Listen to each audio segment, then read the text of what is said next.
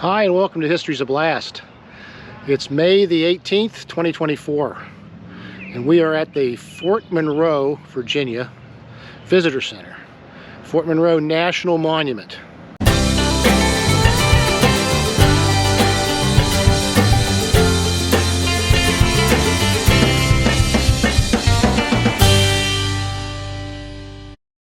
Things that were not off limits because of safety concerns then are now off limits, so we won't be able to go out onto the old coastal artillery spit. We won't be able to get into the Casemate Museum because there's safety concerns there as well. But we're going to see what there is to see. Fort Monroe was completed in 1834. Here we're looking at the land side. There's the casemates. Water level, the moat.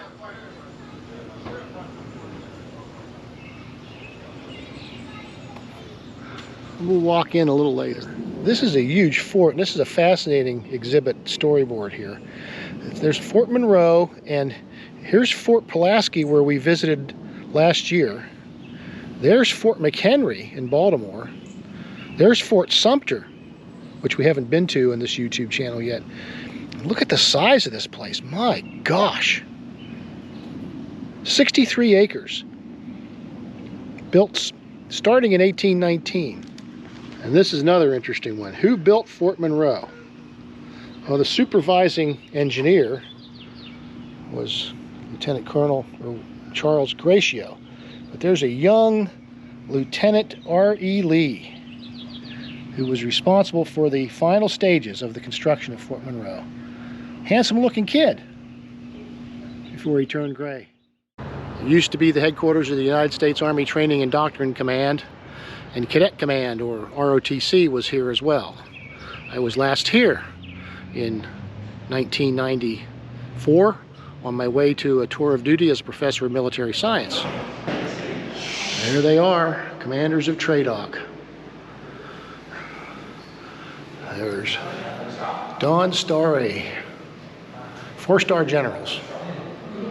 Don Starry, the author of Airland Battle, that gave us the Division 86 with the M1 Abrams and the Bradley fighting vehicle and the doctrine that was used to destroy the army of Saddam Hussein in a matter of hours. Don Starry. And now here's a Desert War hero, Freddie Franks. And over here, one of my favorite men, son of tank, as we called him, General John Abrams. He commanded 2nd Infantry Division when we were there in Korea. He was the G3 and the Chief of Staff of 3rd Armored Division when I was a staff captain in 1st Brigade back in the 80s. Yes, indeed. Commanders of Training and Doctrine Command.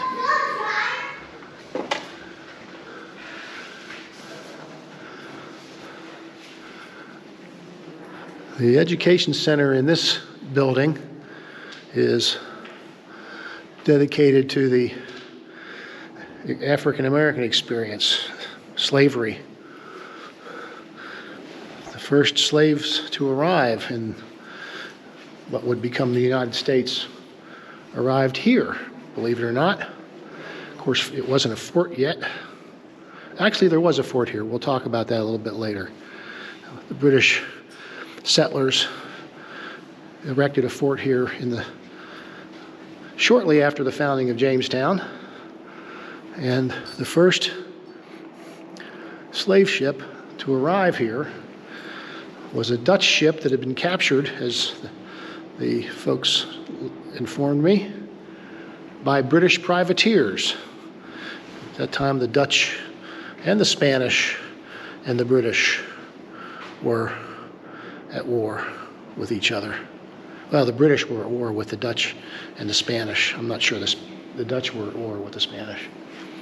Now, this corner here talks about contrabands, as they were called. And Fort Monroe is unique because it's one of the few southern forts, I should say one of the few American forts that were in the South at the time of the Civil War that remained in Union hands, or federal hands, throughout the war. And this ridiculous looking gentleman General Butler, Benjamin Butler, was the commander here, and he was a war Democrat. And interestingly enough, which is why he was given a commission, political commission. But a Southerner came here demanding that an escaped slave who had come here for protection be turned back over to him. And Butler, being actually a politician and a lawyer and an anti-slavery guy, said, well, since you're no longer part of the United States, we treat you as a foreign country, so you have no rights. And your property, slaves, is now contraband of war, and that's where the term contrabands come from. So slaves that escaped into the Union lines were deemed contrabands, that was the slang term, and they were put to work before they were put into uniform. The legacies: Hampton University, Booker T. Washington. The bandstand back there was built by an African-American civilian conservation corps camp. In the 1930s, the Army was segregated, so was the Civilian Conservation Corps. It was an all African-American camp, built that bandstand back there, and a couple hours ago, that was the location of a commemoration of contraband African-Americans. It was called the Contraband Commemoration Ceremony. We were here, we saw the people on the chairs are packing up after that now. This is a beautiful place. The live oak trees providing the shade. There's a live oak tree outside the fortress. It's over 400 years old. Now we're driving through and in around a loop inside the fortress. I don't know if many people know you can still do that, but you can. It's a tight squeeze getting through the gate, but you can get in here. This is a Rodman gun, named after its inventor. It's a 15-inch cast iron cannon. That's 1 inch smaller than the guns on the new battleships in 1944. This thing had a range of 4 miles, launching a 200-pound projectile. And it was used to, this particular gun was the first one ever cast, and it's called the Lincoln gun because it was named after Abraham Lincoln in his honor, 1861. And it was used to bombard Confederate positions on Sewell's Point, which is, I think, on the other side of the roads. So we're going to walk around this thing and take a look at it. It's an amazing thing. This thing is big.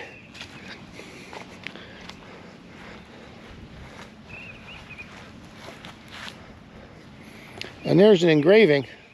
There it is on its mount. In Leslie's Illustrated Newspaper, July 5th, 1862, shows the Lincoln gun trained on the ship channel. Wow, there it is. There's half a cannonball embedded in concrete. Smoothbore cannon.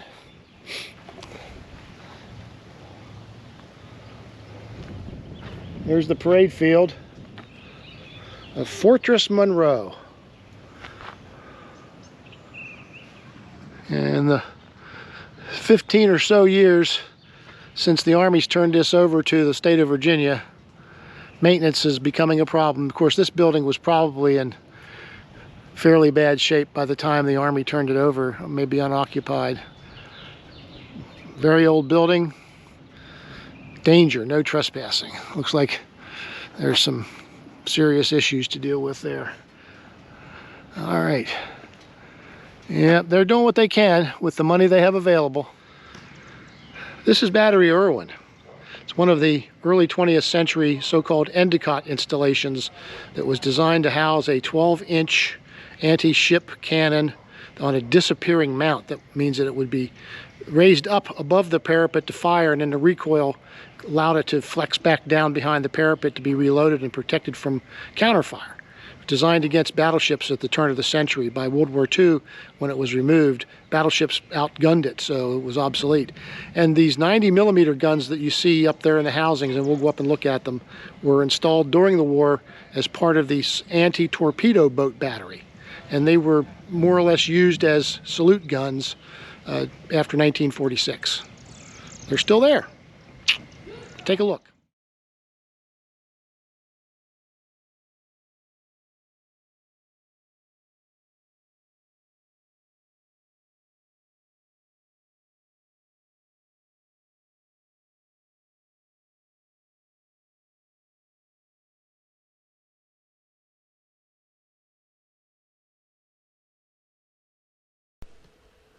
That's it for this time. I hope you enjoyed this video and will take time to view some of our other ones.